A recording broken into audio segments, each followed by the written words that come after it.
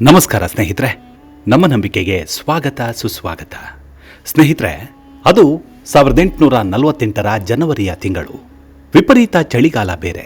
ಆ ಚಳಿಯಲ್ಲಿ ಬೆಳ್ಳಂಬೆಳಗ್ಗೆ ಅಮೆರಿಕಾದ ಕ್ಯಾಲಿಫೋರ್ನಿಯಾದ ಸಣ್ಣ ನದಿಯ ತೀರದಲ್ಲಿ ಒಬ್ಬ ಕಾರ್ಮಿಕ ಮರದ ಗಿರಣಿಗಾಗಿ ಕಾಲುವೆ ತೊಡುತ್ತಿದ್ದ.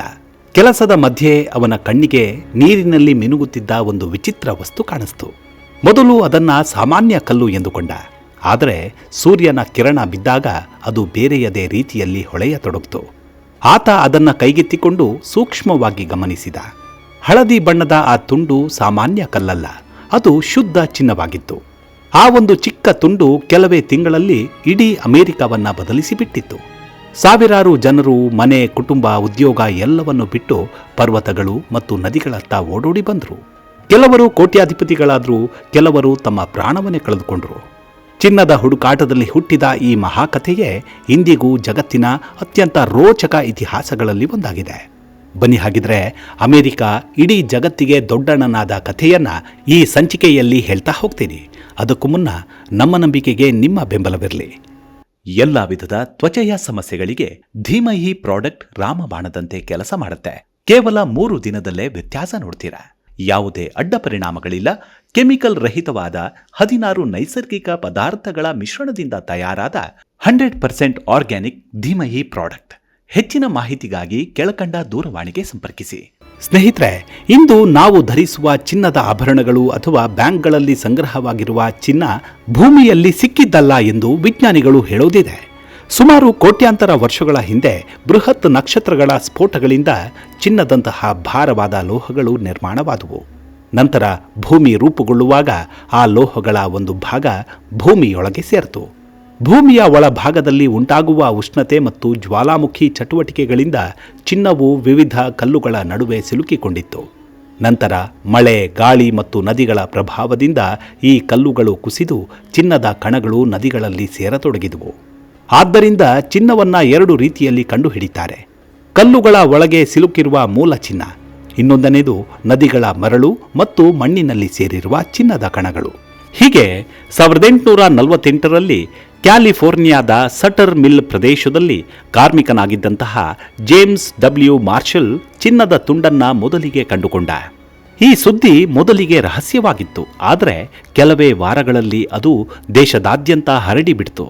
1849ರಲ್ಲಿ ಸಾವಿರಾರು ಜನರು ಕ್ಯಾಲಿಫೋರ್ನಿಯಾಗೆ ಧಾವಿಸಿದರು. ಇವರನ್ನ 49 ಅವರ್ಸ್ ಎಂದು ಕರೆಯಲಾಯಿತು. ಜನರು ಸಾವಿರಾರು ಕಿಲೋಮೀಟರ್ಗಳ ಪ್ರಯಾಣ ಮಾಡಿದ್ರು. ಕೆಲವರು ಕುದುರೆಗಳ ಮೂಲಕ ಹೋದರು, ಕೆಲವರು ಹಡಗುಗಳಲ್ಲಿ ಪ್ರಯಾಣ ಬೆಳೆಸಿದ್ರು ಮತ್ತು ಕೆಲವರು ಕಾಡು ಮತ್ತು ಪರ್ವತಗಳನ್ನು ದಾಟಿ ಕಾಲ್ನಡಿಗೆಯಲ್ಲೇ ತಲುಪಿದ್ರು.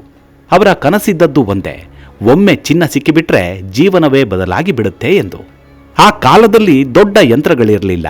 ಜನರು ಒಂದು ತಟ್ಟೆಯಂತಿರುವ ಪಾತ್ರೆಯನ್ನು ತೆಗೆದುಕೊಂಡು ನದಿಯ ಮರಳನ್ನ ಅದರಲ್ಲಿ ತುಂಬುತ್ತಿದ್ರು.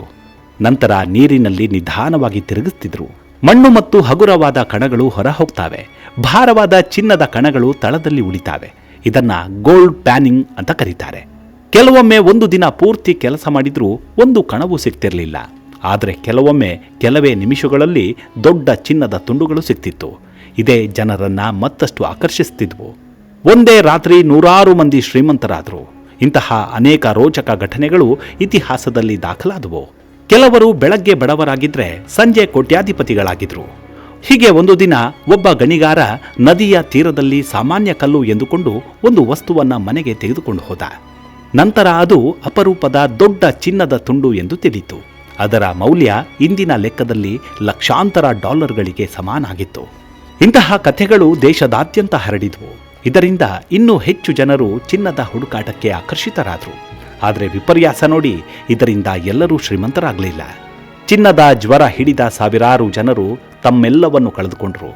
ಕೆಲವರಿಗೆ ಆಹಾರವೂ ಸಿಗಲಿಲ್ಲ. ಕೆಲವರು ಕಾಡು ಪ್ರಾಣಿಗಳ ದಾಳಿಗೆ ಬಲಿಯಾದರು. ಇನ್ನು ಕೆಲವರು ರೋಗಗಳಿಂದ ಸಾವನ್ನಪ್ಪಿದ್ರು. ಕೆಲವರು ವರ್ಷಗಳ ಕಾಲ ತೋಡಿದರೂ 1 ಗ್ರಾಂ ಚಿನ್ನವೂ ಸಿಗಲಿಲ್ಲ. ಇತಿಹಾಸಕಾರರ ಪ್ರಕಾರ ಚಿನ್ನದ ಹುಡುಕಾಟಕ್ಕೆ ಹೋದವರಲ್ಲಿ ಬಹುಪಾಲು ಜನರು ನಿರಾಶೆಯೊಂದಿಗೆ ಮನೆಗೆ ಮರಳುತ್ತಾರೆ. ಇಂದು ಅಮೆರಿಕಾದ ಅನೇಕ ನಗರಗಳು ಚಿನ್ನದ ಕಾರಣದಿಂದಲೇ ಬೆಳೆದು ಬಿಟ್ಟವು. ವಿಶೇಷವಾಗಿ ಸ್ಯಾನ್ ಫ್ರಾನ್ಸಿಸ್ಕೋ ನಗರವು ಚಿನ್ನದ ಸಂಚಲನದ ನಂತರ ಅತ್ಯಂತ ವೇಗವಾಗಿ ಅಭಿವೃದ್ಧಿಯಾಯಿತು. 1848ರಲ್ಲಿ ಸಣ್ಣ ಪಟ್ಟಣವಾಗಿದ್ದ ಪ್ರದೇಶ ಕೆಲವೇ ವರ್ಷಗಳಲ್ಲಿ ದೊಡ್ಡ ವ್ಯಾಪಾರ ಕೇಂದ್ರವಾಯಿತು.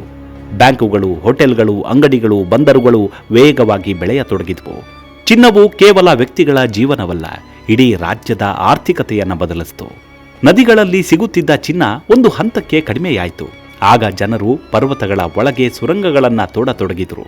100 ಅಡಿ ಆಳಕ್ಕೆ ಇಳಿದು ಕಲ್ಲುಗಳನ್ನು ಒಡೆದು ಚಿನ್ನವನ್ನ ಬೇರ್ಪಡಿಸುತ್ತಿದ್ರು. ಇದು ಅತ್ಯಂತ ಅಪಾಯಕಾರಿ ಕೆಲಸವಾಗಿತ್ತು. ಸುರಂಗ ಕುಸಿತ, ವಿಷಕಾರಿ ಅನಿಲಗಳು, ಸ್ಫೋಟಗಳು, ನೀರಿನ ಪ್ರವಾಹ ಇವೆಲ್ಲವೂ ಗಣಿಗಾರರ ಪ್ರಾಣಕ್ಕೆ ಅಪಾಯವಾಗ್ತಿತ್ತು. ಆದರೂ ಚಿನ್ನದ ಆಸೆ ಜನರನ್ನ ಬೆಂಬಿಡದೆ ಕಾಡ್ತಿತ್ತು. 1896ರಲ್ಲಿ ಅಲಸ್ಕಾ ಮತ್ತು ಕೆನಡಾದ ಯುಕಾನ್ ಪ್ರದೇಶದಲ್ಲಿ ಮತ್ತೊಂದು ದೊಡ್ಡ ಚಿನ್ನದ ಸಂಚಲನ ಆರಂಭವಾಯಿತು. ಇಲ್ಲಿನ ಪರಿಸ್ಥಿತಿ ಇನ್ನೂ ಭಯಾನಕವಾಗಿತ್ತು. ಅಲ್ಲಿ ಹಿಮದ ಪರ್ವತಗಳು ಬೇರೆ, ಮೈನಸ್ ತಾಪಮಾನ, ಹಿಮಪಾತ. ಆದರೂ ಸಾವಿರಾರು ಜನರು ಅಲ್ಲಿಗೆ ತೆರಳಿದ್ರು. ಅನೇಕರು ಗಮ್ಯಸ್ಥಾನ ತಲುಪುವ ಮುನ್ನವೇ ಮೃತಪಟ್ಟರು. ಆದರೆ ಕೆಲವರಿಗೆ ಅಪಾರ ಪ್ರಮಾಣದ ಚಿನ್ನ ಸಿಕ್ತು. ಇದು ಜಗತ್ತಿನ ಅತ್ಯಂತ ಕಠಿಣ ಚಿನ್ನದ ಹುಡುಕಾಟಗಳಲ್ಲಿ ಒಂದೆಂದು ಪರಿಗಣಿಸಲಾಯಿತು. ಇಂದಿಗೂ ಅಮೆರಿಕಾದಲ್ಲಿ ಚಿನ್ನ ಸಿಗುತ್ತದೆಯಾ ಅಂದರೆ ಖಂಡಿತವಾಗ್ಲೂ ಹೌದು.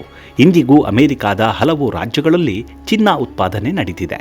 ವಿಶೇಷವಾಗಿ ನೆವಾಡಾ ರಾಜ್ಯವು ಅಮೆರಿಕಾದ ಅತಿ ದೊಡ್ಡ ಚಿನ್ನ ಉತ್ಪಾದನಾ ಪ್ರದೇಶವಾಗಿದೆ. ಇಲ್ಲಿ ಆಧುನಿಕ ಯಂತ್ರಗಳು, ಭೂಗರ್ಭ ತಂತ್ರಜ್ಞಾನ ಮತ್ತು ರಾಸಾಯನಿಕ ವಿಧಾನಗಳ ಮೂಲಕ ಚಿನ್ನವನ್ನ ಹೊರತೆಗೆಯಲಾಗುತ್ತೆ. ಇಂದಿನ ಗಣಿಗಾರಿಕೆ ಸಾವಿರಾರು ಕೋಟಿ ಡಾಲರ್ಗಳ ಉದ್ಯಮವಾಗಿದೆ. ಹಾಗಿದ್ರೆ ನದಿಯಲ್ಲಿ ಇನ್ನೂ ಚಿನ್ನ ಸಿಗುತ್ತಾ ಅಂದರೆ ಖಂಡಿತವಾಗ್ಲೂ ನದಿಗಳಲ್ಲಿ ಇಂದಿಗೂ ಚಿನ್ನದ ಸಣ್ಣ ಸಣ್ಣ ಕಣಗಳು ಸಿಗ್ತವೆ. ಅಮೆರಿಕಾದ ಅನೇಕ ಪ್ರವಾಸಿ ಪ್ರದೇಶಗಳಲ್ಲಿ ಜನರು ಮನೋರಂಜನೆಗಾಗಿ ಗೋಲ್ಡ್ ಪ್ಯಾನಿಂಗ್ ಮಾಡ್ತಾರೆ. ಕೆಲವರಿಗೆ ಸಣ್ಣ ಚಿನ್ನದ ಕಣಗಳು ಸಿಕ್ಕಿದ್ರೆ ಕೆಲವೊಮ್ಮೆ ಅದೃಷ್ಟವಂತರಿಗೆ ದೊಡ್ಡ ತುಂಡುಗಳು ಸಿಕ್ಕಿರುವ ದಾಖಲೆಗಳಿವೆ. ಹಾಗಾದ್ರೆ ಚಿನ್ನದ ನಿಜವಾದ ಮೌಲ್ಯ ಇಲ್ಲಿಂದಲೇ ನಿರ್ಧರಿತವಾಗತ್ತೆ. ಚಿನ್ನ ಕೇವಲ ಲೋಹವಲ್ಲ, ಇದು ಮಾನವನ ಕನಸು, ಲಾಲಸೆ, ಸಾಹಸ ಮತ್ತು ಪರಿಶ್ರಮದ ಸಂಕೇತ. ಚಿನ್ನಕ್ಕಾಗಿ ಜನರು ಸಮುದ್ರಗಳನ್ನು ದಾಟಿದ್ರು, ಪರ್ವತಗಳನ್ನು ಏರಿದ್ರು, ಕಾಡುಗಳಲ್ಲಿ ಅಲೆದ್ರು. ಕೆಲವರು ಇತಿಹಾಸವನ್ನು ನಿರ್ಮಿಸಿದ್ರು, ಇನ್ನು ಕೆಲವರು ತಮ್ಮೆಲ್ಲವನ್ನು ಕಳೆದುಕೊಂಡ್ರು. ಅಮೆರಿಕಾದ ಚಿನ್ನದ ಕಥೆ ಕೇವಲ ಗಣಿಗಾರಿಕೆಯ ಇತಿಹಾಸವಲ್ಲ, ಇದು ಮಾನವನ ಆಸೆ ಮತ್ತು ಸಾಹಸದ ಕಥೆಯಾಯಿತು. ಅಂತೂ ಒಂದು ಸಣ್ಣ ನದಿಯಲ್ಲಿ ಮಿನುಗಿದ ಚಿನ್ನದ ತುಂಡು ಅಮೆರಿಕಾದ ಇತಿಹಾಸವನ್ನೇ ಬದಲಿಸಿತು. ನೈಸರ್ಗಿಕವಾಗಿ ಭೂಮಿಯೊಳಗೆ ರೂಪುಗೊಂಡ ಚಿನ್ನವು ನದಿಗಳು, ಪರ್ವತಗಳು ಮತ್ತು ಕಲ್ಲುಗಳ ನಡುವೆ ಅಡಗಿಕೊಂಡಿತ್ತು. ಅದನ್ನ ಹುಡುಕಲು ಲಕ್ಷಾಂತರ ಜನರು ಜೀವನದ ದೊಡ್ಡ ಜೂಜಾಟವನ್ನೇ ಆಡಿದ್ರು. ಕೆಲವರಿಗೆ ಅದು ಅಪಾರ ಸಂಪತ್ತನ್ನು ನೀಡಿದರೆ ಕೆಲವರಿಗೆ ಅದೊಂದು ನುಂಗಲಾರದ ಬಿಸಿ ತುಪ್ಪದಂತಾಗಿತ್ತು. ಆದರೆ ಒಂದಂತೂ ನಿಜ, ಚಿನ್ನದ ಹುಡುಕಾಟದ ಈ ಕಥೆ ಇಂದಿಗೂ ಸಾಹಸ, ರಹಸ್ಯ ಮತ್ತು ಮಾನವ ಮಹತ್ವಾಕಾಂಕ್ಷೆಯ ಅದ್ಭುತ ಅಧ್ಯಾಯವಾಗೇ ಉಳಿದಿದೆ.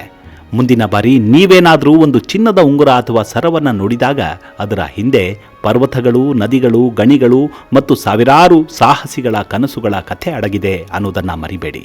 ಇದಿಷ್ಟು ಅಮೆರಿಕಾದ ಚಿನ್ನದ ಹುಡುಕಾಟದ ಕಥೆ.